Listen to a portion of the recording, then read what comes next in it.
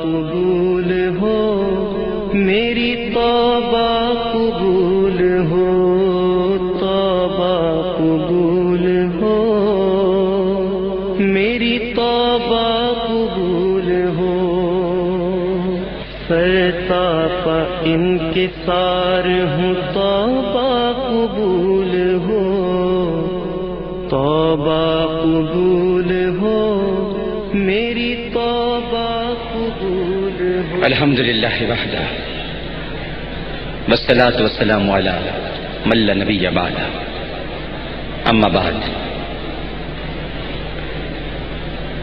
ناظرین کرام اور حاضرین محفل،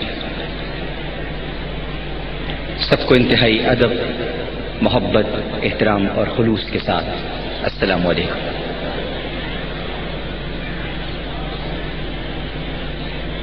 حضور صلی اللہ علیہ وآلہ وسلم یہ دعا مانگا کرتے تھے، اے اللہ مجھے ایسی آنکھیں عطا فرما جو تیرے خوف سے رونے والی ہو۔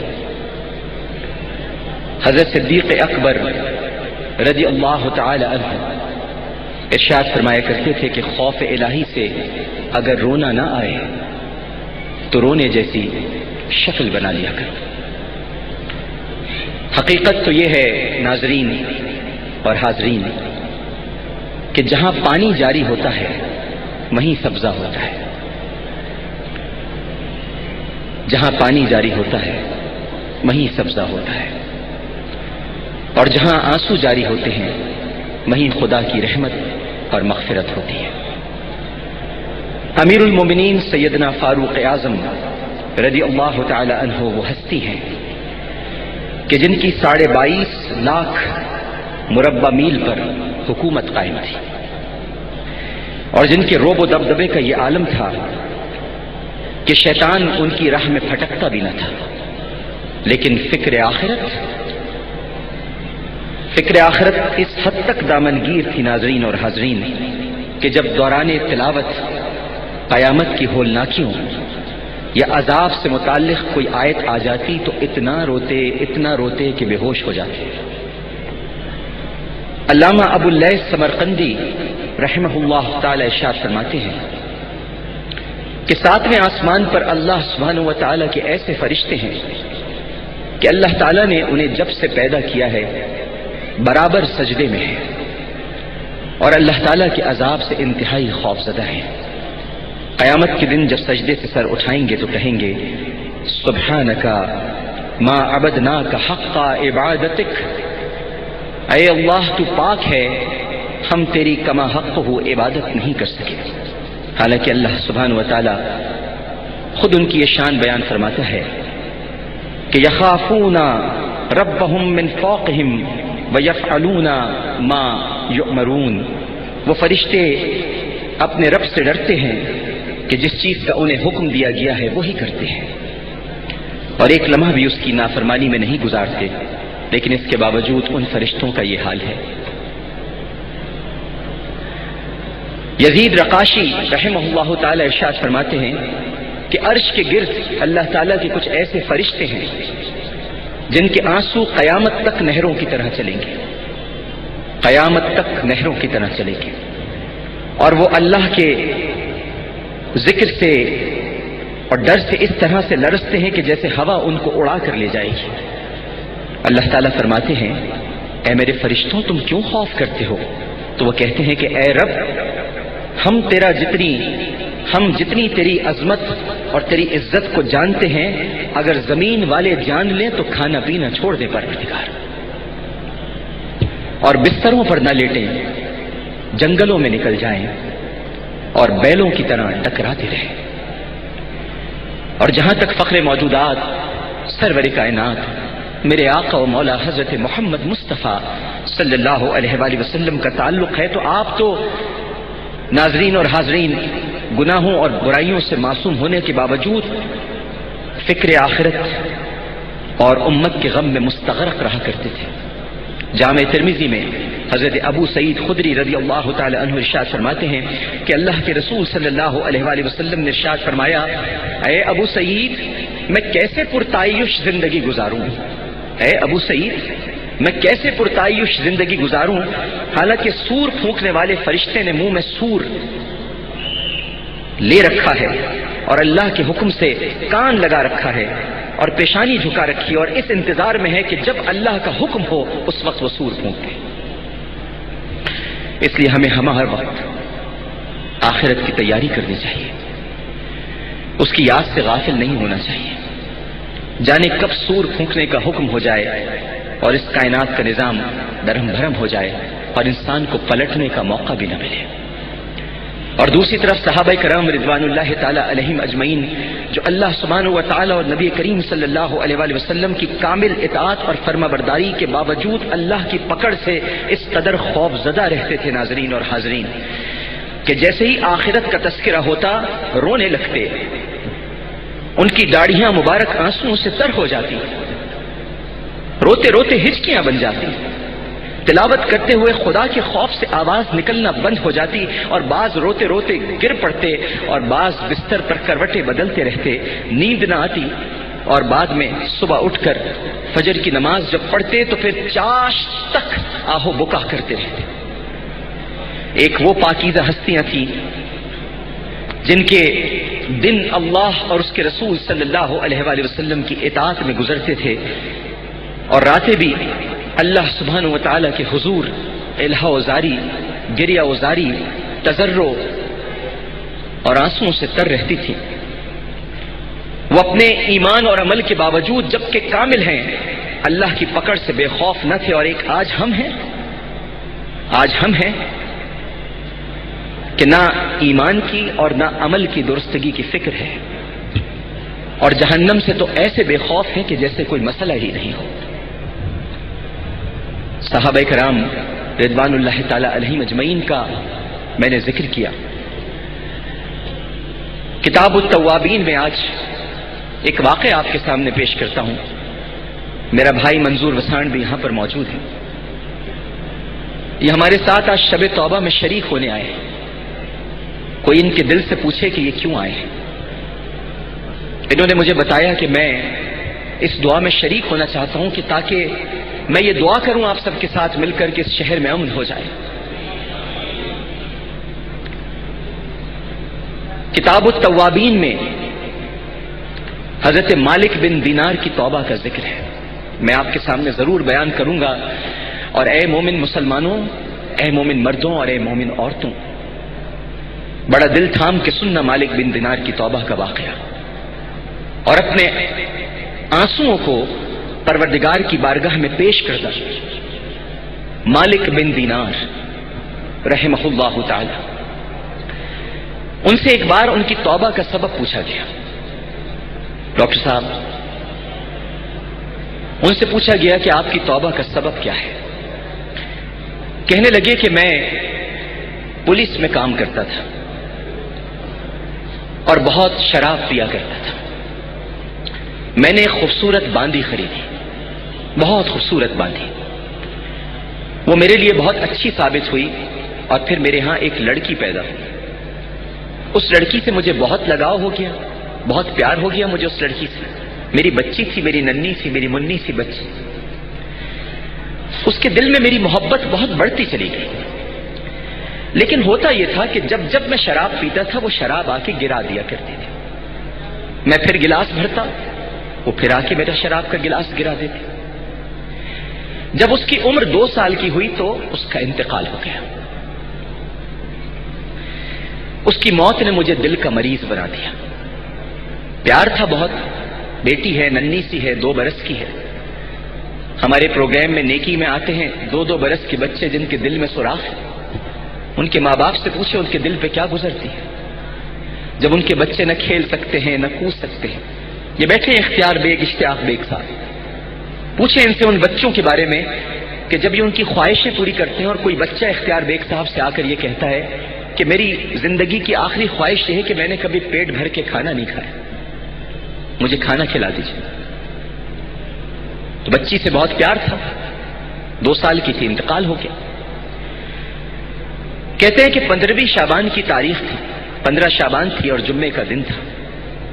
میں نشے میں چور سو گیا اور میں نے اس دن عشاء کی نماز بھی نہیں پڑھی.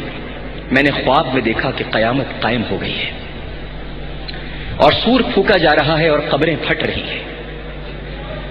قیامت قائم ہے، قبریں پھٹ رہی ہیں اور میں لوگوں کے ساتھ ہوں کہ اچانک میں نے اپنے پیچھے ایک سرسراہٹ کی سی آواز سنی.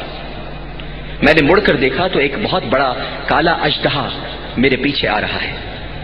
وہ منہ کھولے میری طرف بڑھ رہا ہے. میں ڈر کر بھاگ رہا ہوں. وہ میرا تعاقب کر رہا ہے اور میں ڈر رہا ہوں. میں آگے آگے بھاگ رہا ہوں، وہ میرے پیچھے پیچھے ہے کہ اچانک میں نے آگے دیکھا کہ ایک بہت ہی صاف ستھرے بزرگ سفید کپڑوں میں ضعیف سے وہ آگے مجھے ملے. میں نے ان سے کہا کہ شیخ صاحب مجھے اژدہے سے بچائیے، یہ میری جان لے لے گا، مجھے اس اژدہے سے بچائیے. تو کہنے لگے میں تجھے نہیں بچا سکتا، یہ بہت طاقتور ہے، میں تیری مدد نہیں کر سکتا. تو جلدی سے بھاگ جا، اگر نہیں بھاگا تو یہ اژدہا تجھے نگل لے گا، اور بھاگ، شاید تجھے کوئی آگے مل جائے. وہ فرماتے ہیں کہ میں سیدھا سیدھا بھاگنے لگا اور وہاں قیامت کے مناظر دیکھنے لگا. میں نے ایک اونچائی پر چڑھ کر دیکھا کہ وہاں ایک زبردست آگ ہے اور اس کی ہولناکی کو دیکھا اور چاہا کہ اژدہے سے بچنے کے لیے اس آگ میں کود جاؤں، مگر کسی نے چیخ کر کہا کہ لوٹ آؤ، تو اس آگ کا اہل نہیں ہے، لوٹ آ لوٹ آ. میں مطمئن ہو کر لوٹ آیا لیکن اژدہا میری طرف بڑھتا رہا. میں اسی بزرگ کے پاس واپس آیا جو مجھے راستے میں ملے تھے اور انہوں نے کہا کہ شیخ میں نے آپ سے پناہ مانگی تھی لیکن آپ نے میری مدد نہیں کی. انہوں نے پھر معذرت کی اور کہنے لگے کہ میں تیری مدد نہیں کر سکتا، یہ اژدہا بہت طاقتور ہے. تو اس پہاڑ پر چڑھ جا جو سامنے نظر آ رہا ہے، وہاں مسلمانوں کی امانتیں ہیں، ممکن ہے شاید تیری بھی کوئی امانت ہو، جا تو صحیح، اس پہاڑ پر چلا جا. میں اس پہاڑ پر چڑھا. وہ پہاڑ چاندی سے بنا ہوا تھا، اس میں جگہ جگہ سوراخ تھے اور سرخ سونے سے بنے ہوئے غاروں میں پردے پڑے ہوئے تھے اور طاقچوں پر ریشم کے پردے پڑے ہوئے تھے. جب میں اژدہے سے ڈر کر پہاڑ کی طرف بھاگا تو کسی فرشتے نے زور سے کہا کہ پردے ہٹاؤ، پردے ہٹاؤ، اور طاق پر سے پردے ہٹ گئے، کھول دیے گئے اور پھر ان طاقچوں سے چاندی کی رنگت جیسے چہرے والے بچے نکل آئے. ان کے چہرے چاندی جیسے تھے. اژدہا بھی میرے پیچھے تھا، قریب ہو گیا. اب میں بڑا پریشان تھا. کسی نے چلا کر کہا کہ تمہارا ستیہ ناس، دیکھ نہیں رہے کہ دشمن کتنا قریب آ چکا ہے؟ چلو سب باہر آؤ، سب باہر آؤ. اور پھر بچے فوج در فوج باہر نکلنا شروع ہو گئے. میں نے دیکھا کہ میری وہ بچی جو 2 برس کی تھی اور مر چکی تھی، وہ مجھے دیکھتے ہی رونے لگی. وہ بھی باہر نکلی اور مجھے دیکھتے ہی رونے لگی اور کہنے لگی واللہ میرے والد، واللہ میرے والد. اور پھر تیزی سے کود کر ایک نور کے حالے میں گئی اور دوبارہ میرے سامنے نمودار ہو گئی اور اپنے بائیں ہاتھ سے میرا دایاں ہاتھ پکڑا اور دایاں ہاتھ اژدہے کی طرف بڑھایا اور جیسے ہی بڑھایا تو وہ الٹے پاؤں بھاگ گیا. اس کے بعد اس نے مجھے اپنی طرف بلایا. میں نے اپنی بچی کو اپنی گود میں بٹھا لیا. وہ میری گود میں آ بیٹھی اور میری داڑھی میں ہاتھ پھیرنے لگی اور کہنے لگی علم یعنی للذین آمنوا ان تخشع قلوبہم لذکر اللہ. کیا ایمان والوں کو ابھی وہ وقت نہیں آیا کہ ان کے دل جھک جائیں اللہ کی یاد سے؟ اور رونے لگی. میں نے کہا کہ میری بچی کیا تجھے قرآن معلوم ہے؟ اس نے کہا کہ ہاں، ہم آپ لوگوں سے زیادہ قرآن جانتے ہیں. میں نے پوچھا مجھے اس اژدہے کے بارے میں بتاؤ، وہ کیا تھا میری بچی؟ تو بچی نے کہا ابا جان وہ آپ کے برے اعمال تھے جنہیں آپ نے خود طاقتور بنایا ہے، آپ نے خود انہیں طاقتور بنایا ہے. میں نے پوچھا وہ بزرگ کون تھے؟ کہنے لگی ابا جان وہ آپ کے نیک اعمال تھے جنہیں آپ نے کمزور کر دیا ہے، اتنا کمزور کر دیا کہ وہ آپ کے برے اعمال کو روک نہ سکے. میں نے پوچھا میری بچی تم لوگ اس پہاڑ میں کیا کرتے ہو؟ اس نے کہا کہ ہم مسلمانوں کے بچے ہیں، اس پہاڑ میں رہتے ہیں اور قیامت ہونے تک رہیں گے اور منتظر رہیں گے کہ کب تم آؤ اور ہم تمہاری شفاعت کریں. مالک بن دینار کہتے ہیں کہ میں خوفزدہ حالت میں بیدار ہوا اور میں نے شراب پھینک کر برتن توڑ دیا اور اللہ سے توبہ کی. حکایات الصالحین میں ہے کہ ایک بزرگ فرماتے ہیں کہ ایک بار نصف رات گزر جانے کے بعد میں جنگل کی طرف نکل کھڑا ہوا. راستے میں نے دیکھا کہ 4 آدمی ایک جنازہ اٹھائے جا رہے ہیں. جنازہ اٹھائے جا رہے ہیں 4 آدمی. میں سمجھا کہ شاید انہوں نے اسے قتل کر دیا ہے اور لاش ٹھکانے کے لیے کہیں لے جا رہے ہیں. جب وہ میرے نزدیک آئے تو میں نے ہمت کر کے ان سے پوچھا کہ اللہ کا جو حق ہے اس کو سامنے رکھتے ہوئے جواب دو, کیا تم نے اس کو قتل کیا ہے؟ انہوں نے جواب دیا کہ نہ تو ہم نے اسے قتل کیا ہے اور نہ ہی یہ مقتول ہے, بلکہ ہم تو مزدور ہیں اور اس کی ماں نے ہمیں مزدوری دینی ہے. وہ اس کی قبر کے پاس ہمارا انتظار کر رہی ہے, آؤ تم بھی ہمارے ساتھ آ جاؤ. میں تجسس میں ان کے ساتھ ہو لی. ہم قبرستان پہنچے تو دیکھا کہ واقعی ایک تازہ قبر کھدی ہوئی ہے اور اس کے پاس ہی ایک بوڑھی خاتون کھڑی ہے. میں ان کے قریب گیا اور ان سے پوچھا کہ اماں جان, آپ اپنے بیٹے کے جنازے کو دن کے وقت یہاں کیوں نہیں لائیں تاکہ لوگ بھی اس کے کفن دفن میں شریک ہو جاتے؟ انہوں نے کہا کہ یہ جنازہ میرے لخت جگر کا ہے. میرا یہ بیٹا بڑا گناہگار تھا, ہر وقت گناہوں کی دلدل میں غرق رہتا تھا. جب اس کی موت کا وقت قریب آیا تو اس نے مجھے بلا کر 3 چیزوں کی وصیت کی.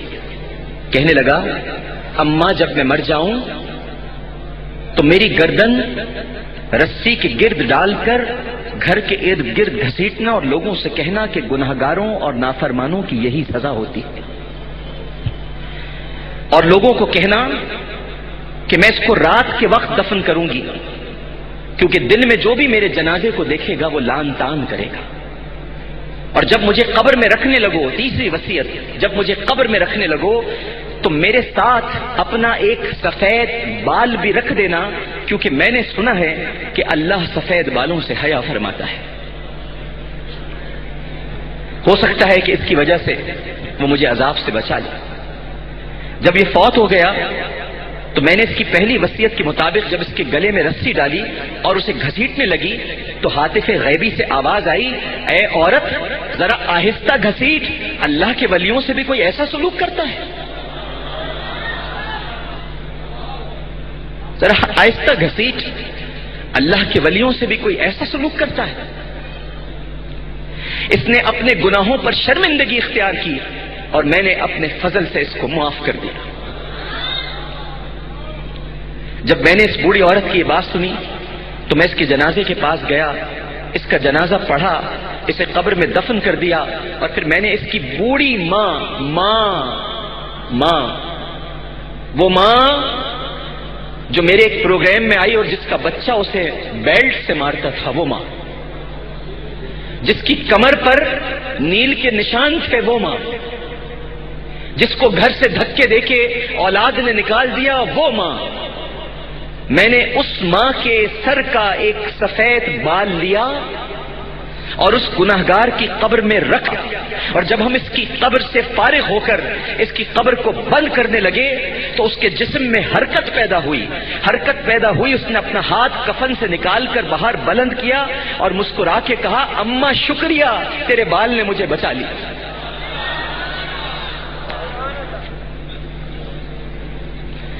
ہمارا رب بڑا رحیم ہے, بڑا غفور ہے, احسان کرنے والوں کو بھی احسان کا بدلہ دیتا ہے. یہ اس کی ماں کا احسان تھا کہ اللہ سبحانہ و تعالیٰ نے اس بچے کو بخش دیا. ناظرین اور حاضرین, یہ بڑی عجیب و غریب گھڑیاں ہیں, بڑی عجیب و غریب گھڑیاں ہیں. دعا کا وقت قریب آتا جا رہا ہے. میرا اس وقت دل ناظرین کرام بے تاب و بے قرار ہے کیونکہ یہاں مجھے کسی نے بتایا کہ عامر بھائی 15 سال سے میرے والد نہیں مل رہے, کہاں ہیں؟ میں اپنے والد کے لیے دعا کرانے آیا ہوں. 15 برس ہو گئے میرے والد گم ہو گئے. ہم 15 برسوں سے ان کی راہ دیکھ رہے ہیں. یہاں پر وہ لوگ بھی ویل چیئر پر آئے ہوئے ہیں جو اپنی زندگی سے مایوس ہیں, لیکن آج ہر مایوس کے لیے اس کا در کھلا ہوا ہے, اور مایوسی گناہ ہے, کفر ہے. آج ہم سب مل کر اس کی بارگاہ میں فریاد کرنے جا رہے ہیں, دعا کرنے جا رہے ہیں, اور مجھے یقین ہے, امید ہے کہ کہ ہمارا رب ہماری دعاؤں کو قبول کرے گا۔ بس ایک بات اور کہتا ہوں اور اس کے بعد ہم دعا کی طرف بڑھتے ہیں۔ اردو شعراء میں صحیح العقیدہ اور سلیم الفطرت شخصیات موجود رہی ہیں۔ ان میں علامہ اقبال مرحوم، مولانا الطاف حسین خالی، مولانا حسرت موہانی، جاد آبادی، میرے بھائی یہاں پر بیٹھے ہیں، سندھ کے عظیم شعراء گزرے ہیں، سچل سرمست، لال شہباز قلندر، شاہ عبد اللطیف بھٹائی، یہ بڑے سلیم الفطرت اولیاء اللہ۔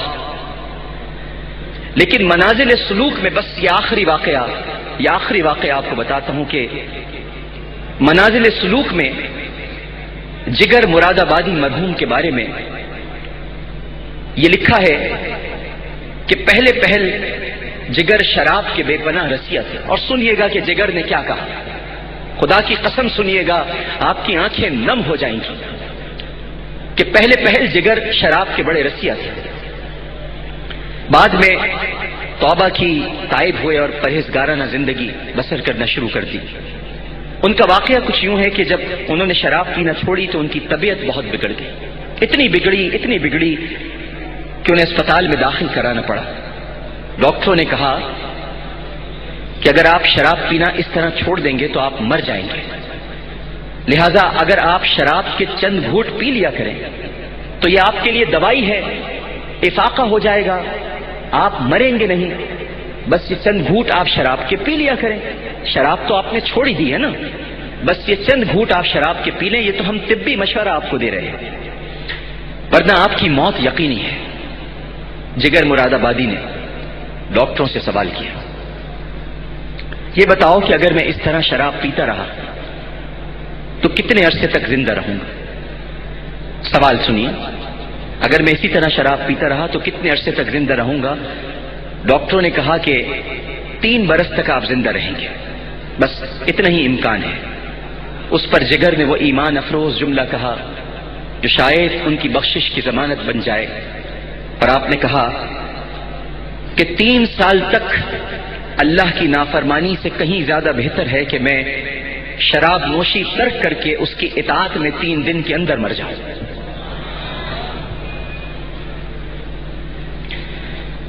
اور یہ عزم اور استقامت تھا کہ جس کے بعد جگر مراد آبادی 10 برس تک جیے، 10 برس تک۔ اور پھر یہ اشعار کہے، چلو چل کے دیکھیں تماشا جگر کا، چلو چل کے دیکھیں تماشا جگر کا، سنا ہے کہ وہ کافر مسلمان ہو گیا ہے۔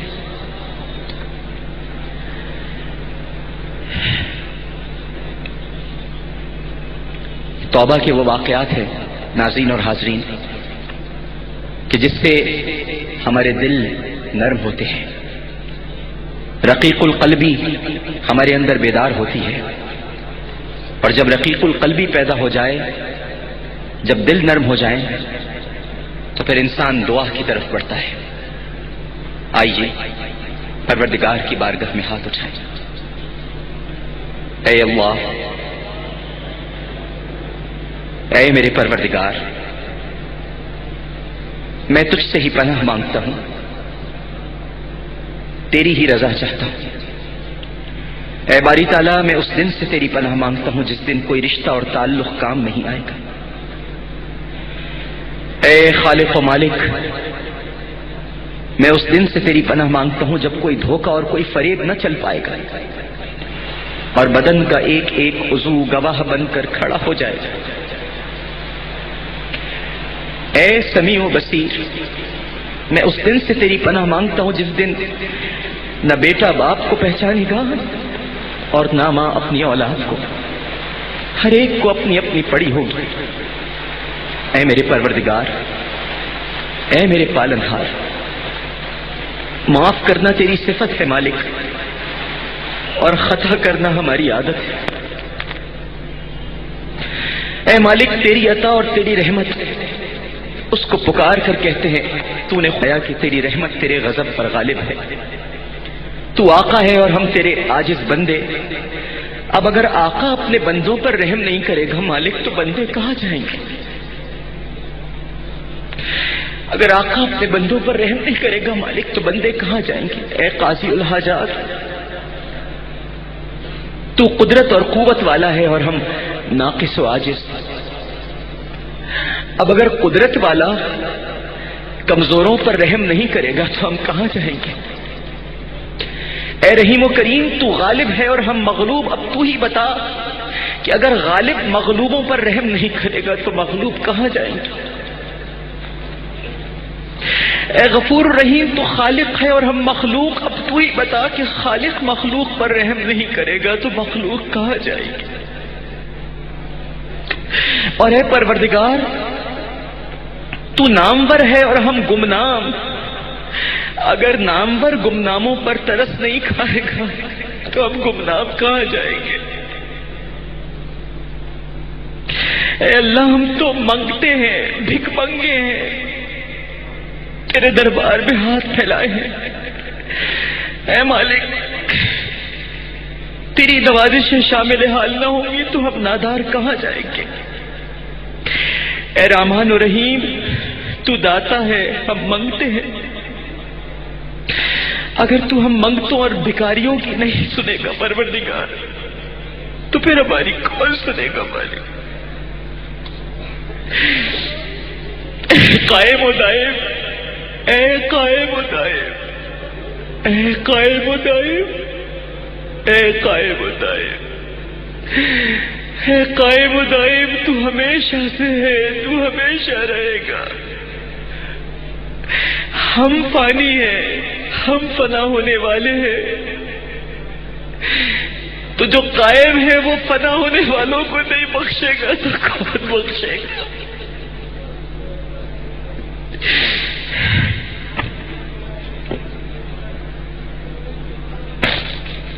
اے غفور، اے شکور، تو نجات دینے والا ہے اور ہم نجات کے طالب، تو اگر نجات نہیں دے گا تو تیرے طالب کہاں جائیں گے؟ تو عظیم ہے اور ہم ادنا، اور اگر عظیم ادنا پر رحم نہیں کرے گا تو یہ ادنا تو مر جائے گے پروردگار۔ تو قادر مطلق ہے اور ہم کمزور و ناقص، تو ناقصوں پر رحم نہیں کرے گا تو ہم برباد ہو جائیں گے۔ اے قاضی الحاجات، تو فاتح ہے، ہم مفتون، اور اے اللہ، تو اگر اپنے بندوں پر، اپنی رعایا پر ترس نہیں کھائے گا تو تیرے شکست خوردہ بندے کدھر جائیں گے؟ اے مالک، اے خالق، اپنی جانوں کے مالک، ہم تجھ سے پناہ مانگتے ہیں، تیری ہی پناہ مانگتے ہیں، تیری ہی رحمت طلب کرتے ہیں۔ تیرا تھوڑا بھی بہت ہے اور ہمارا بہت بھی کچھ نہیں پروردگار۔ میرے مالک، کرم فرما دے، رحم فرما دے، ہمیں معاف کر دے، ہمارے گناہوں کو بخش دے۔ اے مالک الملک، ہم بہت گندے ہیں اللہ جی، بہت گندے ہیں، مگر تیرے بندے بہت گندے ہیں۔ اللہ جی، اللہ جی، اللہ جی، اللہ جی، اللہ جی، اللہ جی، اللہ جی، اللہ جی، ہم بہت گندے ہیں مگر تیرے بندے پروردگار، ہم پر اپنا رحم فرما دے۔ اے ہمارے خالق و مالک، ہمیں اپنی رحمت کے سمندر میں ڈبو دے، ہمارے روئے روئے کو پاک و صاف کر دے۔ اے اللہ، آج خصوصیت کے ساتھ تیری طرف سے ندا آتی ہے، کوئی ہے جو مجھے پکارے، تو آسمان دنیا سے ندا دے رہا ہے، کوئی ہے جو مجھے پکارے، دیکھ کتنے ہیں جو تجھے پکار رہے پروردگار۔ اے اللہ، اے اللہ، تیری طرف سے ندا آتی ہے کہ کوئی ہے جو مجھ سے اپنے گناہوں کی بخشش طلب کرے، میں اسے بخش دوں گا۔ اے اللہ، دیکھ ہم سب تجھ سے بخشش مانگ رہے مالک۔ اللہ اللہ اللہ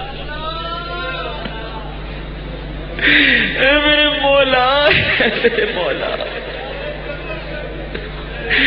یا مالک الملک، میری طرف سے ندا آتی ہے، کوئی ہے مجھ سے رزق کا طالب کہ اسے رزق عطا کرو۔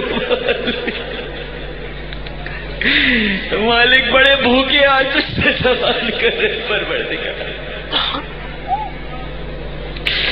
اے اللہ،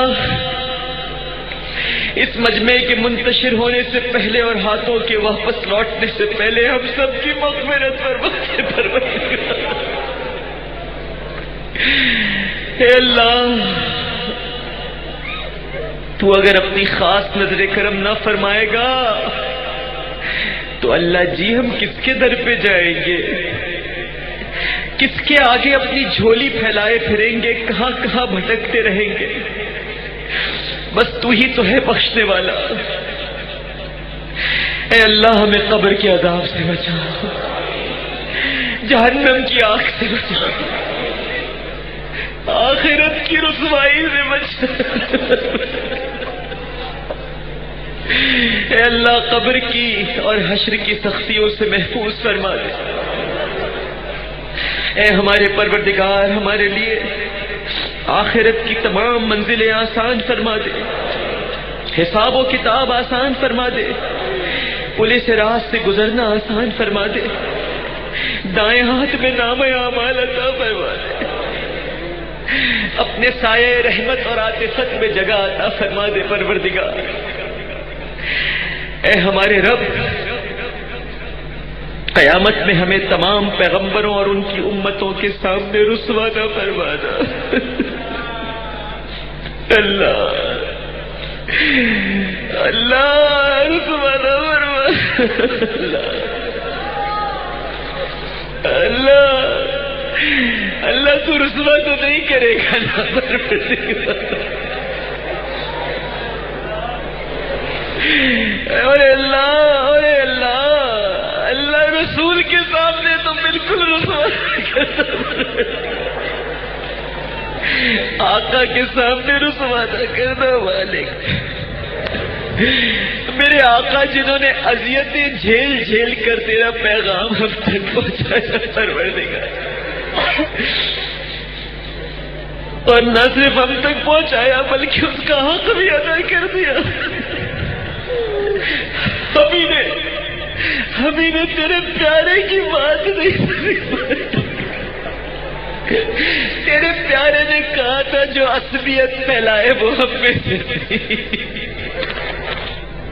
جو عصبیت کی طرف بلائے وہ ہم میں سے نہیں، جو عصبیت میں مارا جائے وہ ہم میں سے نہیں، لیکن ہم تو اللہ بس مہاجر بن گئے، پٹھان بن گئے، سندھی بن گئے، بلوچی بن گئے، پنجابی بن گئے، مسلمان نہ بن سکے۔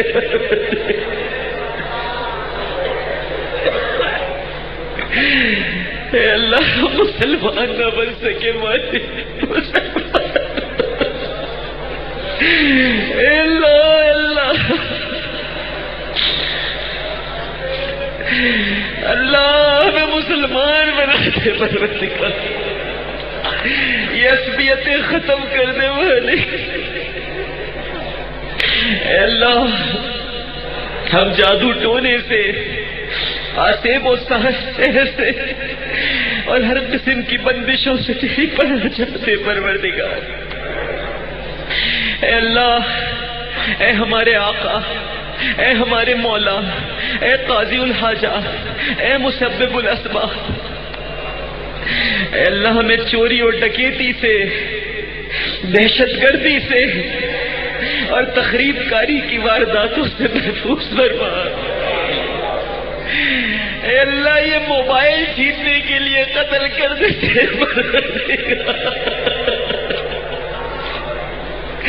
یہ 6 ماہ کے بچے کو بھی گولی کھاتے تھے۔ اللہ جی، کیا ان کو قبر میں نہیں جانا پڑتا؟ اے اللہ، اس شہر کو ٹارگٹ کلر سے بچا لے